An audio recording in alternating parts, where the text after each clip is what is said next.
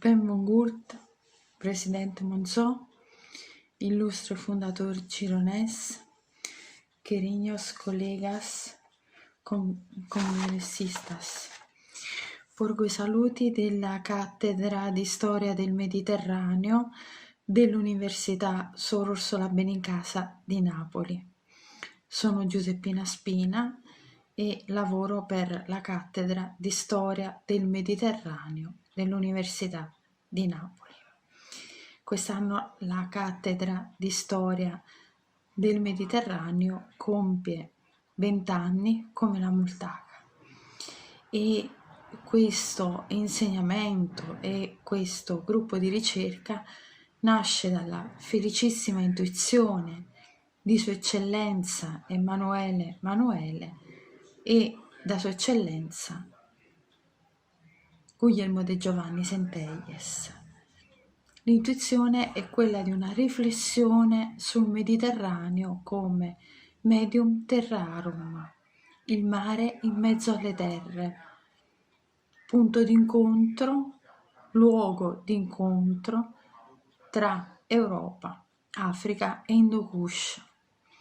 La riflessione parte dunque da questo luogo d'incontro di culture dalla forte identità.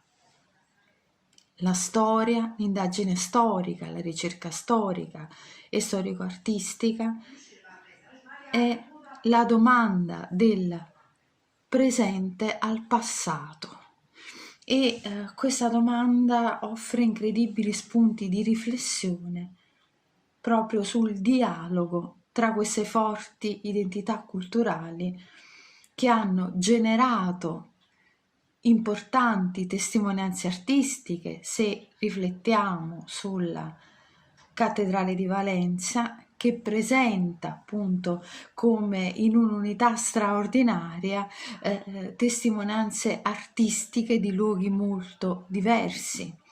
Ma questo è uno spunto che viene fuori un po' in tutti i territori che si affacciano sul nostro Mediterraneo.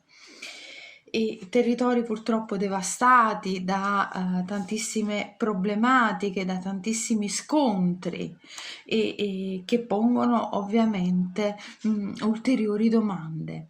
Ma la questione soprattutto di tipo storico-artistica ci pone di fronte a questo dialogo straordinario che ha prodotto opere straordinarie come quelle del Rinascimento italiano e come quelle della storia dell'arte contemporanea, se si pensa ad opere come Guernica di Picasso. Grazie.